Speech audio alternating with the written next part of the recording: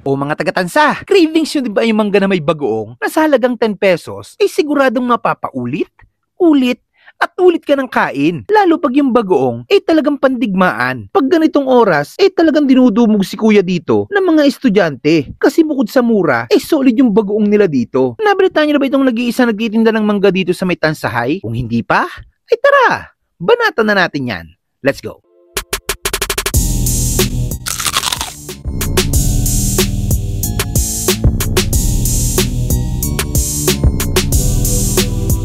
Anong oras kayo pumipesto dito, boss? Sa umaga po, mga alas 10. Dalawang shipping dyan sa Pag pang umaga, labasan nila 12:30. Yun ang inaabangan ko dito, yung mga labasan lang. Mga estudyante. Pag wala mga estudyante, wala ako rito kasi mahina naman pag walang estudyante. Anong oras ka sa umaga na pwesto? Mga alas 10 po yan. Alas 10 hanggang? Mga 1:30, alis na ako rito. Tapos balik uli ako na mga alas 4 ng hapon. Sa hapon naman. Hanggang mamaya, paglabasan, mga alas 8. Alis na naman ako rito. Isang big bite nga dyan, sir. Ilan sa inyo, ma'am? Sa singkamas, boss, magkano singkamas? 10 piso din po isang stick niyan. 10 piso. Ano yung mangga mo? Indian, ano? Indian mango po ngayon. May iba po yan. Minsan pico, minsan kalabaw. Depende po sa pitas.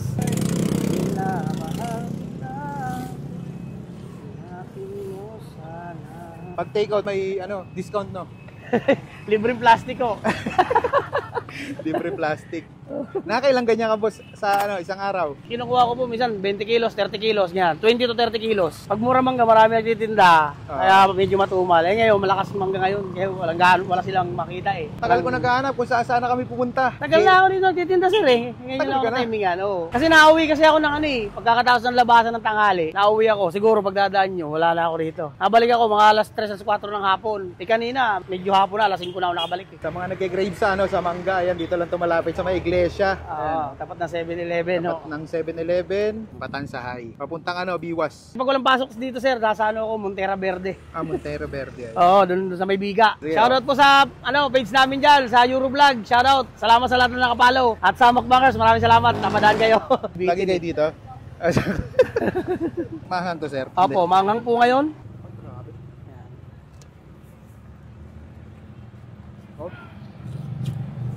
Kahit nagang. Ayan. Pauwi na sana kami. Galing kami Biwas. Napadaan tayo dito kay Kuya. Sarap ng bagoong. Oo, swabe yan sir. Yan ang binabalik-balikan nila dito eh.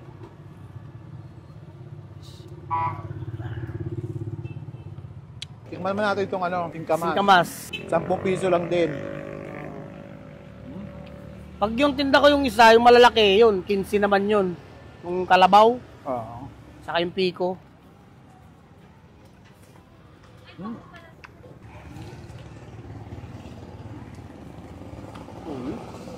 Masarap din yung sa singkamas pero mas masarap sa mangga. Kaya na bloated na ako. Busog na busog ako nung kumain ako ng mangga. Nawala yung ng tiyan ko. 10 lang. Babae ko yan. Ayan, First bite. Grabe. Ay, doon sa mga ayaw ng bagoong may din sila, yung asin na may sili. Wala kayong sticker ngayon, sir? Ano kayo sticker dyan? Hindi, makakalbo na sticker. Hop. Atin tamo, sir, scramble. Scramble ako sa kanya. Ubus na. Shoutout kayo dyan, Mukbangers! Andito ang tropang Mukbangers, oh! Mukbangers!